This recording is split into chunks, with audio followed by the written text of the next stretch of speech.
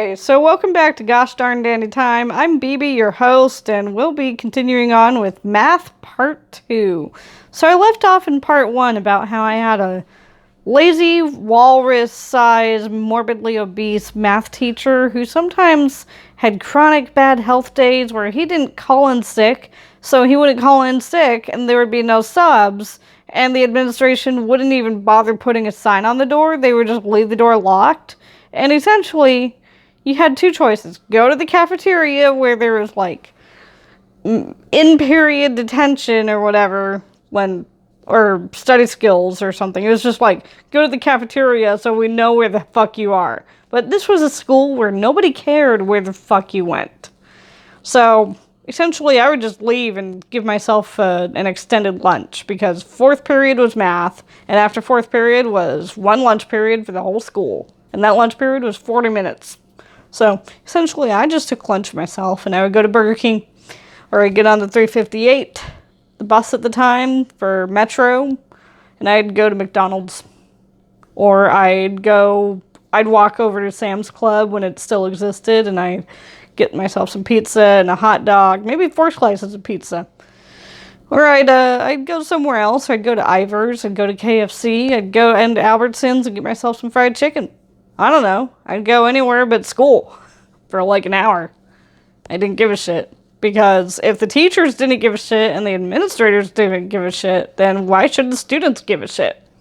That's my question for you. For all those damn bad, negative, scary public schools where the teachers don't give a shit, the subs don't give a shit, and the administrators don't give a shit, then the students don't give a shit. Essentially, when nobody gives a shit that a classroom is locked, a teacher isn't there, no sub was called, what do you expect the students to do? Go to the cafeteria and sign in on a sign-in sheet and just sit quietly, do their homework from other classes? Only if they're, no. Unlikely. If lunch is your next period, you might as well just take a longer lunch. That's what I did all the time. And so for majority of 10th grade, that was my lunch. An extended lunch. At least twice a week. Sometimes it would be 2 or 3 weeks without seeing that math teacher, and either it'd be subs or no class period at all. No classroom, no teacher, no sub. Oh, time for an extended lunch. Time for a field trip for me. It would be that.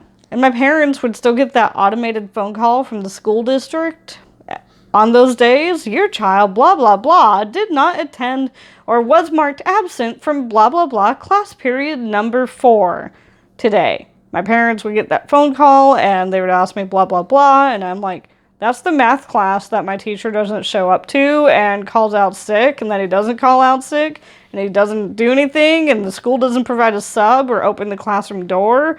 And the cafeteria is sometimes dangerous because that's where they put a lot of the thug gangbangers when they're misbehaving in classes. So if I don't feel safe in my own school, why should I be in there? And eventually they understood.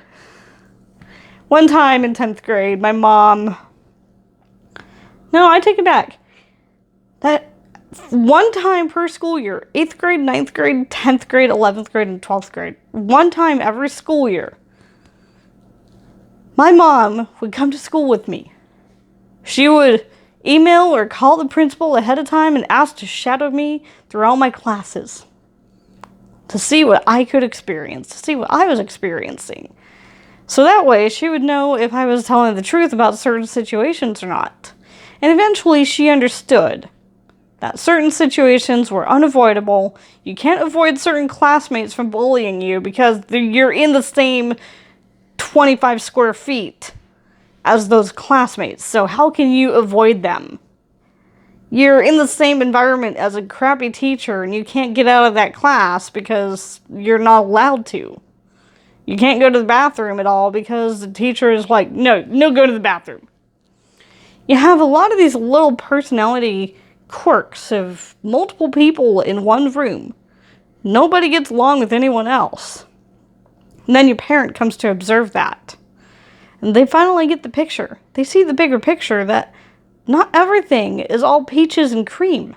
It's not all peanut butter and jelly. It's not all spaghetti and meatballs. Sometimes it's fried fish with meatloaf. Yeah, sometimes it's fried fish with meatloaf instead of spaghetti and meatballs or peaches and cream. Sometimes it's chairs and lamps instead of chairs and tables. You can't always get what you want when you put your kid in public school, private school, charter school, traditional school. There's always going to be bad eggs and bad mixes and bad recipes. A lot of them resulting in failure of communication, failure of academics, failure of money, failure in logistics. Public school does not mean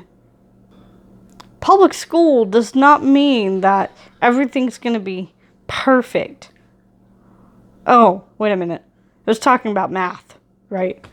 So anyways, my mom shadowed me. She saw those math classes that I was in. The 8th grade math teacher who called everyone stupid depending on vague answers when he wanted 5 different types of answers. Not so much a number, but 5 different types of answers. And he would call you stupid. My mom witnessed that. 9th grade and 10th grade, she witnessed the math teacher I think both times there was a substitute teacher.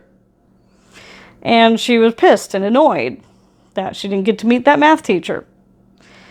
But she understood, and she learned from the principal and a few other administrators that your daughter's right about everything. Our math teacher is not adequate. But he's here anyways because tenure. Blah, blah, blah, blah, blah. So, 11th grade rolls around, and my mom shadows me for another school day, the beginning of the school year. She was really upset. Really upset at all of the classes I was in, how bad the students were. And mind you, 11th grade, I went to a different school than I did for 9th and 10th grade. I went to school A for 9th and 10th grade and high school B for 11th and 12th grade because school B was closer to home. There was more enrollment room later on in 11th grade than there was in 9th grade. And there were just other logistics that I don't know how to explain to people unless you grew up in the Seattle School District in the mid-2000s. Then you'll understand.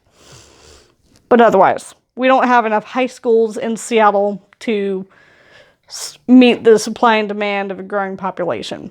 And it sucked. So I was doomed to go to school far away by school bus for 2 years, and then finally got the chance to go to a closer school that gave me more opportunities for after-school programs, activities, blah, blah, blah, friendships, just a better environment. Better teachers. Slightly. Not by much, but slightly. At least they were younger and they weren't like 85-year-olds. So anyways, she witnessed the math class I was in was mostly seniors, and it was applied mathematics. But it was a little bit different, but not by much. Again, another weird teacher. She was a bitch. She didn't treat people very well. She never smiled. She was mean. She was cranky. She was on tenure. She didn't like her job, and she didn't like kids. She didn't like teenagers. She got cursed at a lot. She got treated like dirt. She was asking for it a lot of the time. You know who you are? Maybe. Maybe not. And then 12th grade, I was put in Algebra 2, but I think I lasted 1 quarter in that class, and then I just stopped going and started going to my homeroom teacher, my special ed teacher of the year, and just saying, hey, can you give me some math worksheets and math workbooks and supplemental math materials, blah, blah, blah, because Algebra 2 ain't working out for me. I don't want to be in this class with a bunch of 9th and 10th graders, and it's just not working out. So anyways, high school math, it's not needed. That's all I have to say. Like, subscribe, comment. Bye.